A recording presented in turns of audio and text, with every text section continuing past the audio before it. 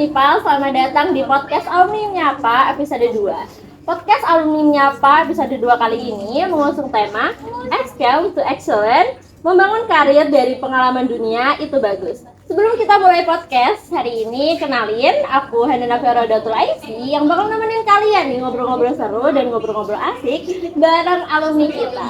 Jadi podcast kali ini tuh bakal seru banget dan inspiratif tentunya.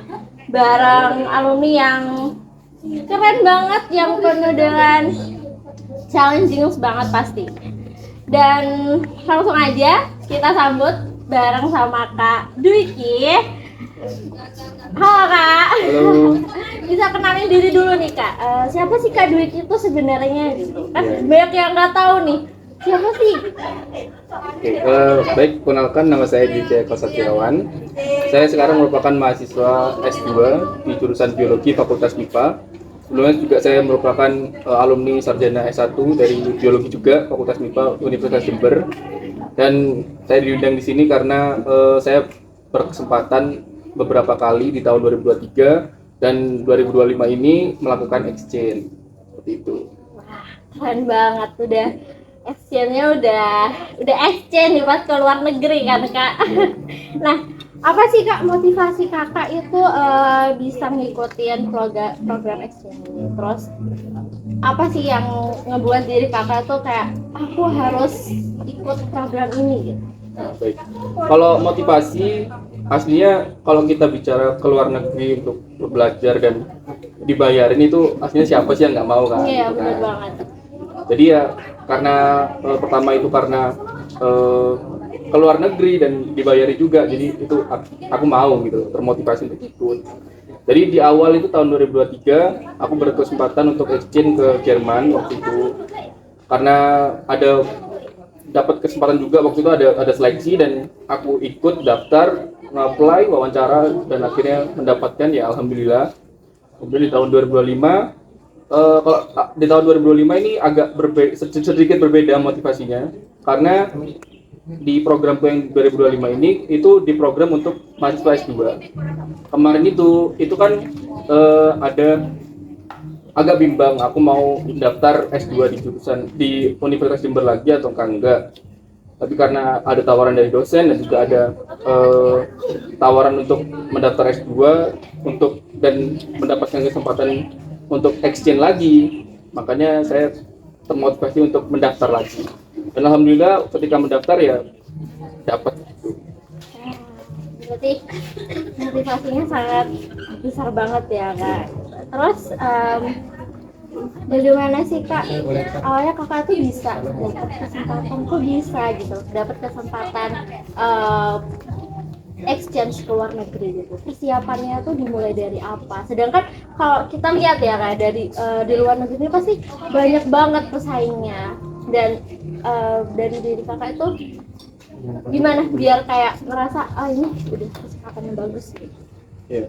Awal mulanya seperti apa? Oke. Awal mulanya itu dulu waktu ketika masuk S1 di biologi, itu kan saya melihat beberapa dosen itu lulusan luar negeri dan saya kayak mulai termotivasi untuk bisa ke luar negeri juga gitu awalnya. Kemudian untuk kesempatan untuk melakukan exchange ke Jerman dan juga Vietnam yang saya lakukan itu aslinya informasinya udah ada banyak. Jadi dari diri kita sendiri aja ingin mendaftar ataukah tidak itu sih. Dan awal yang perlu kita siapkan yang pertama mungkin mental ya. Mental dan kemauan yang besar. Karena kalau kita punya kemampuan bahasa Inggris kita bagus, terus kita pinter dalam segala hal, tapi ketika kemauan itu tidak ada, ya nggak akan terwujud apa yang kalian cita-citakan. Jadi meskipun kalian pinter bahasa Inggris, pinter mata kuliah, terus IPK tinggi atau apa, tapi kemauan kalian untuk mendaftar, kemauan kalian untuk mencari informasi terkait exchange tidak ada, ya sama aja gitu. Jadi ya gitu, kemauan untuk mendaftar lebih dulu.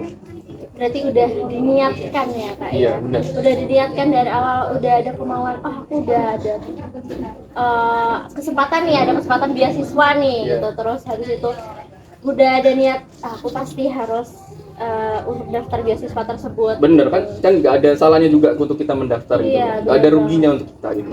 Iya benar banget. Untuk menambah pengalaman juga kan Kak, karena kan niat gitu loh. Ya udah nggak apa-apa daftar aja dulu gitu kan. Iya. Namanya juga keberuntungan ya.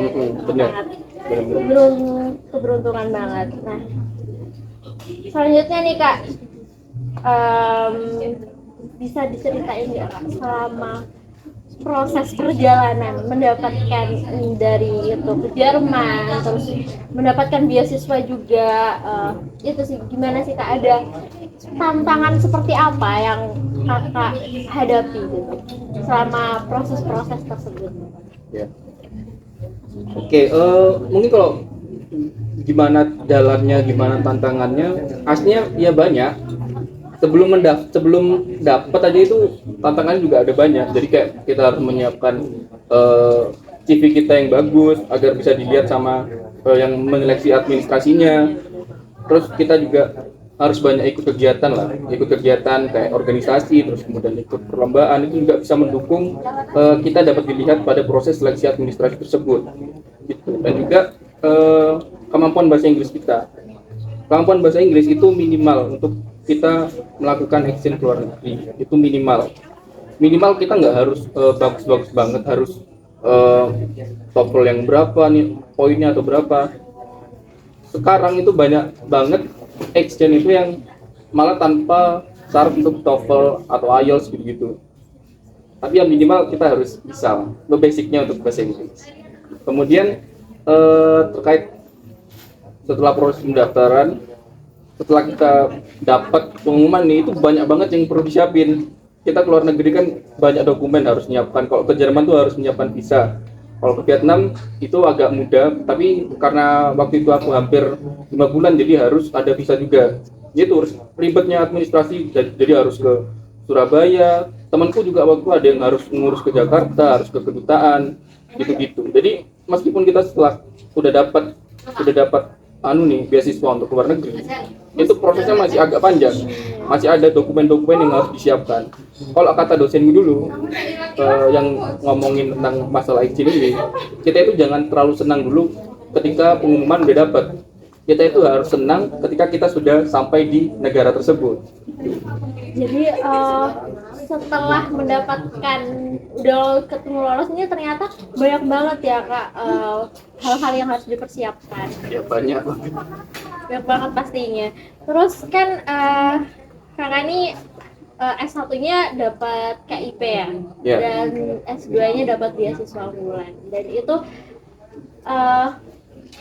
apa sih Kak yang bisa Kakak kasih untuk teman-teman ini yang ada di rumah nih, supaya bisa, mungkin yang udah dapat KIPK nih Kak sekarang gitu, biar bisa menstabilkan nilai, karena pasti mereka harus menstabilkan nilai sampai semester akhir gitu. Mungkin dari kalian sendiri gimana sih Kak tipsnya gitu? Hasilnya kita mau mendapatkan beasiswa apapun, ada beasiswa KIP, beasiswa unggulan, terus kalau ada beasiswa Pemkap itu juga ada, itu semuanya itu merupakan tanggung jawab. Ketika kita dapat sebuah beban, beasiswa itu menurut saya beban, karena kita kan dapat uang dari negara dan kita kuliah dibiayai negara. Jadi mau nggak mau IPK juga harus tinggi kalau menurut saya sendiri, dan itu menurutku teman-teman yang lain yang juga mendapatkan beasiswa harusnya seperti itu juga. Kalau KIP dulu kan emang syaratnya itu tidak boleh nilainya IPK itu di bawah berapa gitu sih. Makanya dulu S1 itu sangat konsisten untuk IPK-nya tetap tinggi. Kalau boleh tak bilang dulu S1 IPK aku terakhir itu 3,9. Nah, seperti itu. Di S2 ini kan alhamdulillah dapat beasiswa unggulan. Kalau beasiswa unggulan itu agak berbeda sama KIP, tetapi prosesnya lebih sulit menurutku kalau beasiswa unggulan daripada KIP. Ada tantangan tersendiri. Iya, karena yang beasiswa unggulan kan emang khusus untuk mahasiswa berprestasi. Mau nggak mau kita harus punya prestasi untuk beasiswa unggulan gitu. Tapi nggak harus yang gimana-gimana. Kalau di beasiswa unggulan itu ada beberapa hal yang bisa kita masukkan, bukan hanya prestasi aja. Jadi kayak organisasi itu ada di webnya. Jadi ketika kita mau daftar itu ada bagian untuk ngisi prestasi, ngisi organisasi, ngisi pengalaman kerja, terus pengalaman publikasi gitu-gitu. Jadi gak hanya prestasi kita menang juara lomba ini gitu. Jadi dan beberapa temanku itu malah dia cuma punya satu prestasi dan sisanya diisi sama organisasi gitu yang banyak. Nah gitu. Jadi kita mengikuti kegiatan apapun di luar perkuliahan ataupun ketika kita waktu SMA itu nggak ada ruginya sih, karena bakal digunakan lagi gitu sih.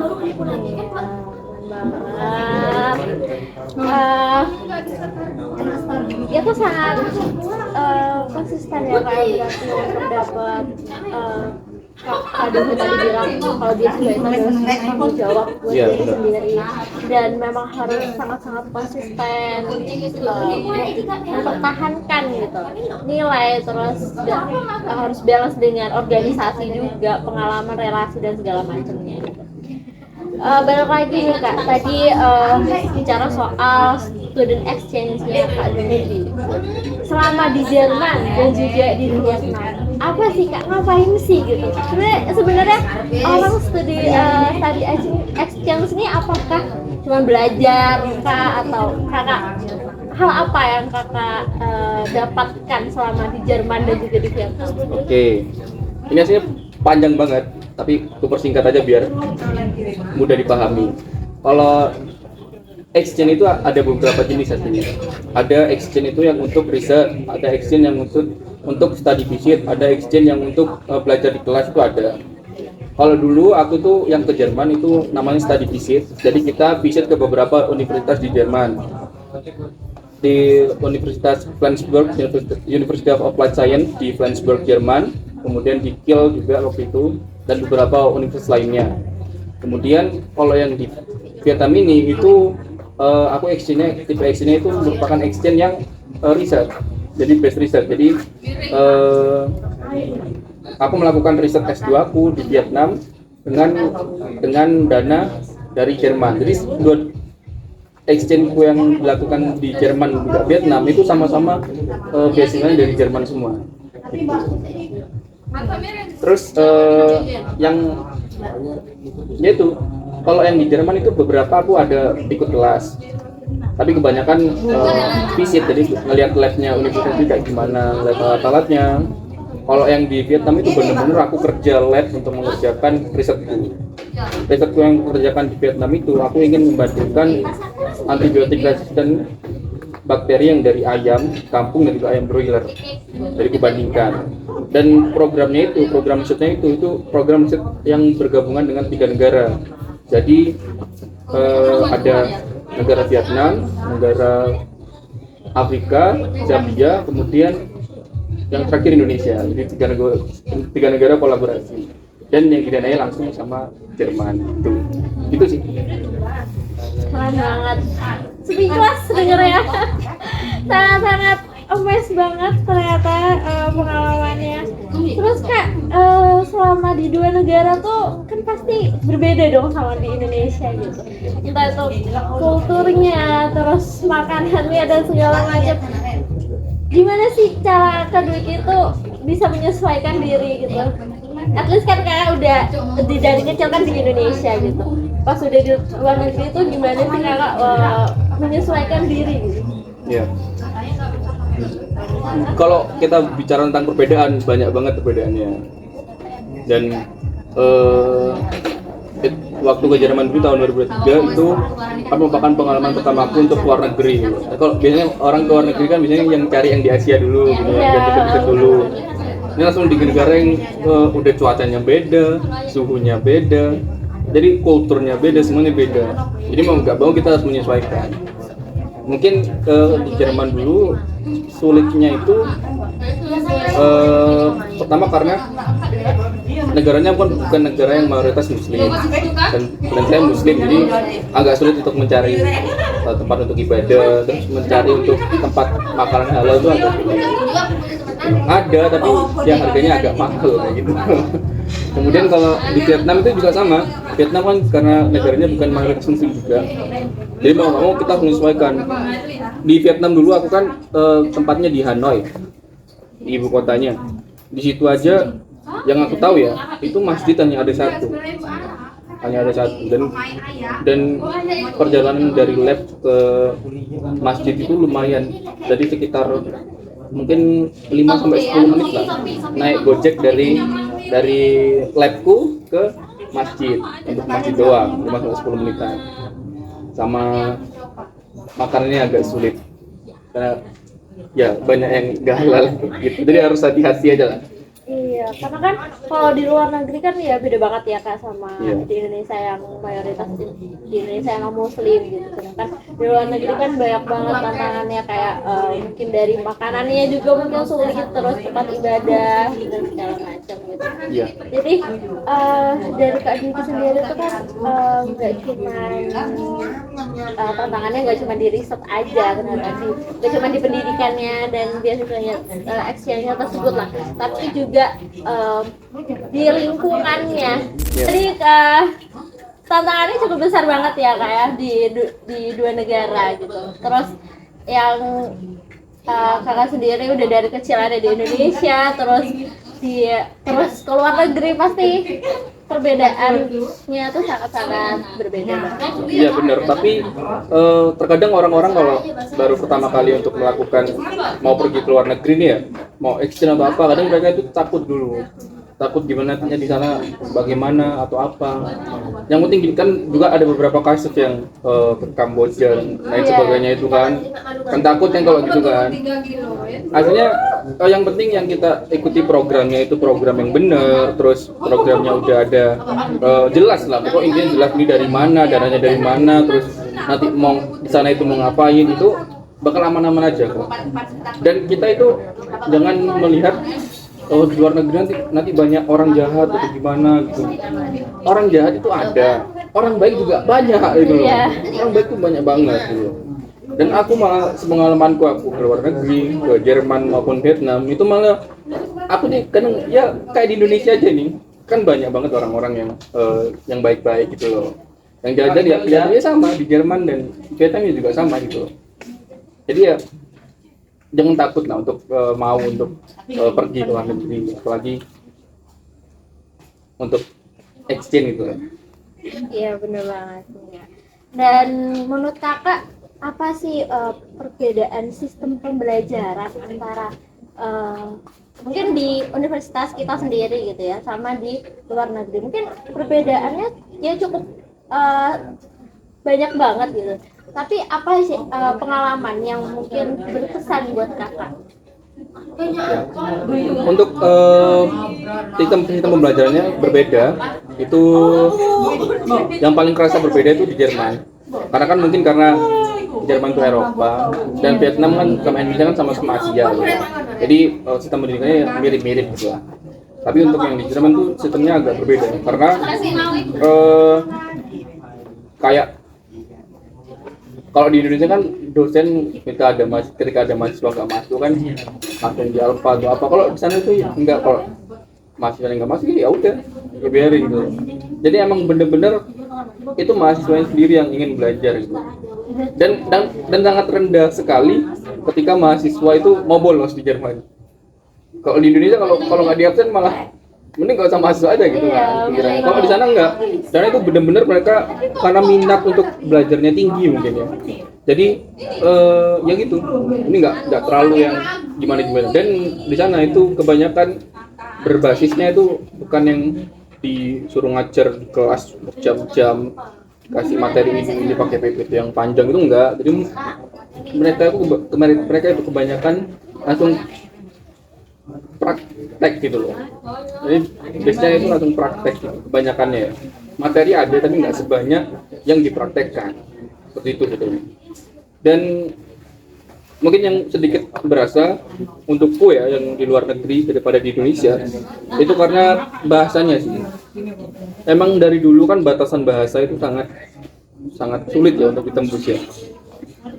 oke lah di Jerman itu kebanyakan kan di Eropa dan kebanyakan orang bisa berbahasa Inggris. Iya, betul. Ya. Tapi ada beberapa orang yang juga nggak bisa bahasa Inggris di sana itu. Ada orang kayak orang-orang yang udah berumur itu kadang bisnisnya ya pakai bahasa Jerman gitu. Kalau nggak, makanya kita harus memahami. Kalau di Vietnam ada beberapa yang bisa bahasa Inggris. Tapi kadang juga banyak ya sama kayak Indonesia lah. Banyak yang bisa, banyak juga yang nggak bisa gitu. Iya. Dan tahu sendiri lah logat bahasa Inggrisnya orang Asia dan orang Eropa asli kan agak berbeda gitu. Jadi ya kita harus sabar-sabar ketika mendengarkan ini lagi ngomongin apa sih itu loh. Iya, Yang paling maksud apa sih? yang paling sulit menurutku batasan bahasa itu. Jadi kita harus memahami agak sulit lah gitu. Iya. Gitu. Berarti emang kita harus memahamin karena perbedaan bahasa itu tadi kan ya salah satunya, terus cara belajarnya juga. Terus kalau misal di kelas kan mungkin kan dosennya kan dengan bahasa Inggrisnya orang Eropa dengan kita orang Indonesia ya mungkin paham, tapi mungkin harus dicerna lagi gitu. Iya, benar. Nah ini Kak, menurut Kakak pengalaman exchange tersebut itu membantu Kakak dalam membangun karir setelah lulus ya? Sangat. Kemarin kan dapat beasiswa unggulan itu kemungkinan besar bisa lolos dari banyaknya orang yang mendaftar, dan kita tahu sendiri bahwa beasiswa unggulan itu agak sulit untuk dimasukin, ya mirip-mirip LPDP, mungkin di bawah sedikit LPDP. Itu agak kesulitan untuk bisa mendapatkannya karena kan itu kategorinya mahasiswa berprestasi, jadi mau nggak mau yang ditandingkan adalah prestasi. Dan kemarin itu aja dari UNED itu yang lolos hanya sekitar nggak sampai 40 orang dari UNED, seluruh UNED ya, itu nggak sampai 40 orang, 40 mahasiswa, dan dari MIPA aja cuma 1 orang yang lolos. Aku sendiri yang tahun ini ya. Kemudian jika dibandingkan dengan universitas-universitas yang lainnya kayak universitas yang besar-besar kayak UGM, UI itu bedanya jauh. UI itu sekitar hampir 150-an yang lolos. UB itu 150-an juga hampir. Itu yang memungkinkan aku bisa lolos ya dari pengalaman-pengalamanku exchange dan pengalaman-pengalamanku juga organisasi, pengalamanku lomba juga tuh, untuk membantu aku bisa mendapatkan yang aku mau sekarang. Dan sekarang kan aku juga lagi ada kerja sampingan. Kerja sampingan itu tahu tryout UTBK gitu. Iya. Itu aku sekarang buatin soalnya. Bantu soal tryout UTBK. Lumayan menurutku sekali project tuh yang didapatkan lumayan lah. Untukku ya lumayan. Dan itu bisa didapat, kan didaftar kan banyak juga kan? Iya. Ya karena itu dari pengalaman-pengalaman yang udah aku lakukan di tempat-tempat yang membuka lowongan seperti itu pasti dia bakal meminta untuk menjelaskan pengalaman. Dan beberapa yang aku daftar itu pengalamannya bukan hanya pengalaman mengajar atau pengalaman prestasi aja, tapi juga ada pengalaman organisasi, gitu juga ada waktu itu. Jadi maksudku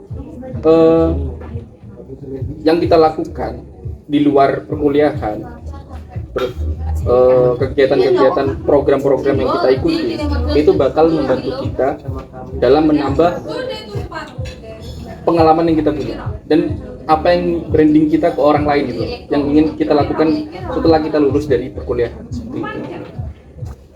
Nice banget dengarnya, karena ternyata mendapatkan beasiswa ini karir setelah lulusnya ini menjamin juga, ternyata sangat menjamin malah, karena banyak hal yang dibutuhkan. Terus Kak, apa ada soft skill yang atau kemampuan baru gitu yang Kakak dapatkan selama exchange di Jerman dan juga di Vietnam? Banyak sekali. Kalau kita bicara tentang hard skill atau soft skill itu banyak sekali yang didapatkan. Yang pertama bahasa. Pertama pasti bahasa Inggrisku udah improve banyak banget sebelum aku exchange ke Jerman maupun ke Vietnam, itu udah jauh banget. Improve-nya udah jauh banget. Dan orang yang pernah traveling ataupun exchange ke luar negeri sendirian, itu pasti orangnya beda. Dari keberanian kita untuk sendirian di negara orang itu udah meningkat banget. Jadi kalau awal-awal kita berpikir bahwa keluar negeri kan agak menakutkan ya, apalagi sendirian ya. Sendirian nanti aku gimana. Ternyata biasa aja. Luar negeri itu artinya biasa aja tuh, maksudnya nggak semenakutkan itu. Kalau dulu kan menakutkan banget. Kalau misal kita ditanyain orang nggak bisa jawab apa-apa gitu kan. Aslinya nggak gitu aja. Dan banyak banget orang-orang baik di luar sana. Terus ya itu bahasa improve dan juga keberanian kita juga improve.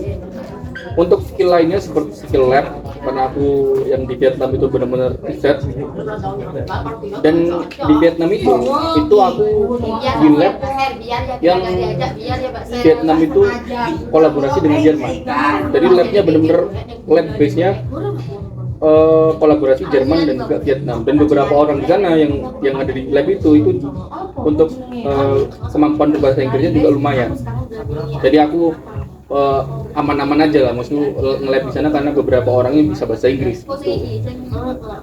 Dan alat-alat di sana kan lumayan maju karena daripada di Indonesia, karena kan mereka langsung kerjasama sama Jerman itu. Jadi alat-alatnya langsung alat-alat dari Jerman semua yang dari sana. Jadi aku bisa belajar baru tentang alat-alat yang nggak ada di Indonesia. Jadi aku bisa belajar cara kerjanya, terus semisal gitu. Jadi kemampuanku untuk laboratoriumnya semakin meningkat. Dan juga kita bisa belajar tentang budaya negara lain juga. Negara Jerman itu budayanya agak berbeda dengan, bukan agak sih, banyak berbedanya. Jadi kayak orang-orangnya itu kayak kelihatan yang kayak cuek-cuek gitu loh. Orang-orangnya kayak kelihatan kayak cuek-cuek gitu. Mungkin kalau kita pertama kali di Jerman terus melihat orang-orangnya mungkin kayak yang emosian karena mukanya. Tapi kalau kalian coba ngomong sama mereka tuh seneng loh. Interaktif banget malah. Emang gitu, orang di Eropa itu kebanyakan orang-orang yang tipenya tidak mengurusi urusan orang lain. Tapi kalau diajak interaksi gitu loh. Jadi enak-enak aja. Kalau di Vietnam itu budayanya ya mirip-mirip kayak Indonesia, tapi ada beberapa kayak budaya-budaya baru. Dulu waktu ke Vietnam ada namanya itu Huan Kim Lake. Nah, di Huan Kim Lake itu ketika malam minggu itu ternyata masyarakat sana itu suka melakukan kegiatan di sekitar danau tersebut. Jadi kayak kalau di Jember tuh kayak kalau pagi-pagian ada CFD-an, orang-orang pada jualan. Nah, itu bukan jualan aja. Jadi orang-orang ada yang melakukan pertunjukan. Jadi pertunjukan alat musik. Jadi benar-benar tradisional. Alat musik, terus ada orang-orang yang di tengah jalan ya. Mereka tuh pada dansa. Dansanya itu benar-benar dansa banyak orang gitu. Jadi seru aja ngeliat budaya-budaya orang lain gitulah. Nambah ilmu pengetahuan, menambah skill dan lain sebagainya. Banyak banget ternyata ilmu baru atau kemampuan baru, soft skill baru yang akan dapat. Gak cuma bahasa, terus juga skill lah, karena alat-alatnya juga pasti berbeda kan, sangat berbeda gitu. Dan juga dari budaya juga gitu. Nah, dari pengalaman yang kakak dapat, pengalaman internasional tersebut gitu ya kakak dapat, itu kan mempengaruhi cara pandang kakak terhadap dunia akademik dan profesional tuh sangat mempengaruhi ya dari pandanganku. Aslinya ketika pertama kali aku keluar negeri itu pandanganku tetap terhadap dunia itu langsung berubah 360 derajat. Ini pandanganku ke dunia dulu ya, secara umum lah ya. Karena ketika di Indonesia, kan awal aku kan ke Jerman ya, dan itu benar-benar 360 berubah banget, sistemnya berubah, terus orang-orangnya itu beda banget, orang-orangnya disiplin banget, orang-orang yang ada di Jerman sangat disiplin. sangat disiplin dan sangat pinter-pinter juga orang-orangnya, dan juga sangat berbeda lah. Kemudian dari lingkungan juga, di Jerman kan kita tahu waktu itu kesana kan lagi di musim panas, karena di Flensburg itu merupakan Jerman yang bagian paling utara, yang deket-deket mana itu? Pokoknya bagian utara lah, kan semakin dingin tuh, dekat kutub utara. Itu waktu itu padahal musim panas tapi suhunya dingin banget. Itu suhunya dingin banget. Tapi aku lebih milih untuk di kamar aja daripada keluar karena dingin banget. Dinginnya tuh dingin ya. Itu masih belum ketika musim dingin. Kalau musim dingin di sana itu malah suhunya itu sampai minus. Ya minus dan sampai ada saljunya juga gitu. Nah, itu. Dan kemudian beberapa kali di sana itu aku juga pernah sakit di sana. Di Jerman maupun Vietnam itu pernah sakit juga. Perbedaan suhu itu tadi. Iya, perbedaan suhu dan juga perbedaan cuaca lah, Kalau di Vietnam itu perbedaan yang paling tinggi sama Indonesia. Di Vietnam itu karena deket, aku lupa deket laut apa, yang mana itu biasa terjadi tornado. Dan kemarin ketika di sana itu ada tornado di laut mana, dan anginnya itu sampai ke Vietnam. Jadi anginnya tuh bener-bener kayak yang kita bisa lihat di Cina itu, yang orang sampai ketarik-tarik kena angin itu. Di Vietnam itu kayak gitu, karena deket kan sama Cina juga kan. Itu payung sampai balik gitu. sampai kerasnya balik. Jadi kan kalau hujan kan dari atas ya. Itu enggak, hujan kan sampai kena angin itu harus sampai samping. Jadi orang kalau megang payung itu kalau di atas ini nggak bisa, soalnya airnya masuk dari samping, harus gini. Jadi cuacanya sangat-sangat ekstrim banget. Ekstrim. Ya. Enggak selalu, tapi karena waktu itu pas sama ada cuaca buruk, jadinya ya kayak gitu. Terus kalau terkait akademik, ya yang sudah saya jelaskan terkait perbedaan bagaimana sistem pembelajarannya, terus bagaimana sistem, kalau kita berbicara terkait riset ya, di sana itu juga agak berbeda. Kalau kita bandingkan dengan Indonesia itu agak sistem untuk risetnya itu agak ribet. Karena kan seperti yang kita ketahui, kalau kita mau mengajukan riset, mau itu dosen, mau itu mahasiswa yang melakukan apa namanya, yang program-program mahasiswa yang buat riset gitu, itu kan masih ada pengajuan proposal dan lain sebagainya. Dan itu lama banget. Sedangkan kalau di Eropa itu, di Jerman tuh cepet banget kalau mau proses kayak gitu. Dan apalagi kan alat-alat di sana kan lebih maju juga. Alat-alat di sana lebih maju, jadi nggak usah yang terlalu mikir-mikir. Kalau kita di Indonesia mau melakukan riset ya, di UNED nih melakukan riset, ini alatnya ada apa enggak ya gitu. Ini alatnya ada apa enggak ya. Terus kalau nggak ada harus nyari di SIDAS, harus nyari di fakultas lain, harus gimana gitu kan. Kadang kan. Kalau di sana karena mungkin udah paling majunya ya, jadi alat-alatnya udah yang paling top-topnya lah. Udah langsung tersedia. Iya, udah langsung tersedia. Ini kita nggak usah mikir alatnya ada atau enggak gitu.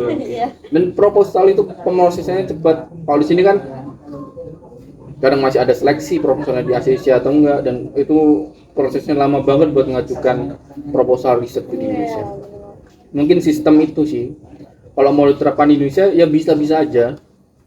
Tapi ya tergantung yang pemberi kebijakan lah, mau memulai perubahan itu dari mana, dari pendidikan dulu kah, atau dari perindustrian dulu kah, atau dari mana, gitu sih. Iya, ternyata banyak banget ya cara pandang kakak buat selama di Indonesia dan juga di luar negeri. Ternyata udah 360 derajat cara pandangnya, terus tentang pengajuan proposal dan lain-lain, tentang sistem riset dan lain-lain sangat-sangat berbeda sekali gitu.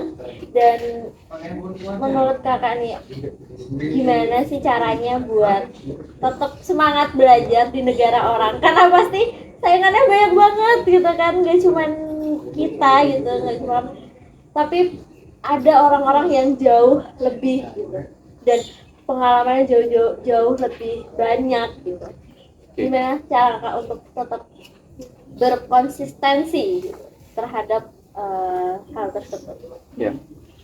Jadi kalau kita bicara tentang kita bisa mendapatkan exchange ke luar negeri, terus proses dan lain sebagainya kan kita tahu emang saingannya itu pasti ada dan banyak, apalagi untuk yang beasiswa-beasiswa yang nasional kayak LPDP kan, LPDP ada yang ke luar negeri juga. Iya. Kayak gitu-gitu itu kan saingannya kan sampai Indonesia. Nah, mungkin saranku ya, kalau kita mau emang berniatan untuk melakukan exchange ke luar negeri, itu yang pertama kita kemauan dulu. Yang pertama kemauan, niatnya itu dibulatkan dulu. Kemudian kita mulai belajar bahasa. Bahasa Inggris itu adalah bahasa yang minimal kita harus punya gitu. Maupun kita di negara manapun, bahasa Inggris itu pasti bisa dipakai gitu. Meskipun misal nggak bisa dipakai di pasar atau gimana, nggak bisa, tapi kan at least ketika kita kenapa terus kita ke kantor polisi atau apa, pasti ada orang yang bakal bisa pakai bahasa Inggris gitu. Atau enggak kita ke kedutaan, itu pasti bakal ada yang bisa bahasa Inggris. Makanya itu minimal bahasa Inggris itu kita harus punya. Kemudian untuk bagaimana kita tetap semangat untuk belajar agar kita bisa mendapatkan kesempatan untuk keluar negeri dan lain sebagainya, bisa lebih konsisten untuk meniatkan diri kita untuk mendapatkan beasiswa tersebut, ya kita harus benar-benar membulatkan tekad kita awalnya, membulatkan tekad kita dan berusaha. Jadi berusaha itu kita nggak harus mendaftar harus kena gitu. Jadi ya daftar aja dulu, kita lihat persyaratannya apa. Dan banyak banget program exchange itu yang nggak pakai syarat TOEFL, yang gitu-gitu itu banyak banget gitu. Kalau kalian emang punya kelebihan untuk bisa tes TOEFL atau tes IELTS, ya nggak apa-apa, itu malah lebih bagus gitu. Dan malah lebih banyak lagi untuk kita bisa mendaftar menggunakan sertifikat tersebut gitu. Gitu sih menurutku. Jadi emang basic untuk bahasa Inggris ini memang penting banget ya Kak. Sangat penting. Buat nggak cuma studi exchange tapi buat kehidupan sehari-hari itu emang penting banget ternyata ya. Dan juga banyak banget hal yang ternyata kita nggak perlu minder dulu gitu loh. Kayak jadi kita coba dulu gitu tanpa harus kita mikir ini berhasil nggak ya, atau mungkin ini gagal atau enggak ya gitu. Mungkin karena kan kalau orang-orang atau kebanyakan orang kan kayak mikir, aduh aku takut gagal nih kalau semisal aku daftar ini gitu, karena dilihat dari pesaingnya udah top nih gitu. Terus habis itu udah insecure sendiri gitu karena dengan kemampuan diri gitu. Dan Kak Duki tadi menjelaskan kalau nggak apa-apa daftar aja dulu gitu, karena kita pasti bisa bersaing dengan orang-orang yang setara sama kita, kayak bisa menyesuaikan lah dengan mereka gitu. Iya, at least meskipun kita udah daftar terus nggak kena, kita itu udah pengalaman untuk mendaftar gitu. Iya, benar banget. Kita udah tahu syarat-syaratnya apa aja dan kita bisa menganalisis nantinya gimana gitu. Yang dilihat sama program ini tuh apa sih ya? Kok aku sampai nggak kena kemarin itu? Oh ternyata syarat bahasa Inggrisku masih kurang, pengalamanku masih kurang. Kan kita bisa dalam selang waktu itu bisa mengimprove diri kita lagi untuk benar-benar membangun agar kita bisa diterima dalam program tersebut. Dan program kan banyak banget, jadi ya dan nggak hanya kita yang berpikir takut untuk mendaftar pastinya. Orang-orang di luar sana itu juga artinya banyak, meskipun prestasinya banyak, tapi mereka kemauannya lebih kecil dari kita. Gimana? Kan niat kita lebih besar daripada mereka. Kita daftar banyak banget program, dan mereka yang prestasinya banyak cuma mendaftar di satu program. Kemungkinan kenanya kan masih besar kita yang daftar di banyak program. Gitu sih menurutku. Karena kan meskipun kita nantinya kayak gak lolos atau segala macam, tapi kan kita udah tahu gitu pengalaman kita mendaftar seperti apa gitu kan. Itu sih kayak yang benar-benar harus teman-teman semuanya yang nonton ini pastinya harus jadi bahan motivasi. Nggak apa-apa banget gitu, nggak apa-apa banget buat gagal, nggak apa-apa banget buat mencoba banyak hal, karena keberuntungan itu adalah suatu emas ya, dan nggak semua orang itu bisa mendapatkan, tapi kita bisa berusaha jadi orang yang lebih baik, jadi nambah pengalaman yang baru. Terakhir nih Kak, buat pesan Kakak buat teman-teman yang lagi nonton di sini, pesan Kakak nih untuk mahasiswa FMIPA UNED terutama yang ingin mengembangkan karir lewat pengalaman internasional, bisa dijelaskan Kak? Siap. Mungkin pesanku ya, saranku buat adik-adik, jangan takut. Pertama jangan takut. Kedua, niatnya dibentuk bener-bener. Banyak teman-temanku itu niatnya juga lebih tinggi dari aku untuk keluar negeri, dan beberapa ada yang mulai proses untuk melakukan S2 yang langsung ke luar negeri. Itu juga bagus malah, dan niat dia tinggi juga gitu. Makanya niat nomor 2, 1 jangan takut. Niat nomor 2, kemudian belajar bahasa Inggris. Itu minimal belajar bahasa Inggris, basic ya Kak ya. Ya, untuk basicnya. Jadi ya teman-teman yang lagi nonton podcast kita siang hari ini, pokoknya yang pertama jangan takut, yang kedua niat, dan yang ketiga jangan lupa belajar bahasa Inggris, karena bahasa Inggris ternyata penting banget gitu. Sangat penting banget gitu. Oke guys, karena mungkin udah bincang-bincang serunya bareng Kak Dwiki, jadi nggak kerasa banget karena seru banget Kak ternyata. Pengalamannya keren banget ternyata. Dari pengalaman di Jerman, Vietnam yang negara itu jauh loh dari Indonesia gitu. Dari Indonesia cukup jauh gitu. Oke teman-teman, nggak kerasa nih kita udah ada di ujung obrolan. Jadi thank you banget buat kalian yang udah nonton podcast kita siang hari ini. Semoga podcast ini jadi inspirasi buat kalian yang lagi nonton, yang mungkin yang lagi nontonnya lagi ngerjain tugas, atau lagi rebahan, atau lagi scroll. Semoga ini jadi bahan inspirasi buat kalian, jadi jawaban dari semua pertanyaan yang kalian ada di otak kalian saat ini. Jadi ada pesan buat kalian semuanya, karena cerita itu punya vibes-nya sendiri-sendiri. Jadi, dan siapa tahu yang kalian dengar saat ini itu adalah jawaban dari semuanya. Jadi see you next time buat podcast alumni menyapa di next episode. Bye bye.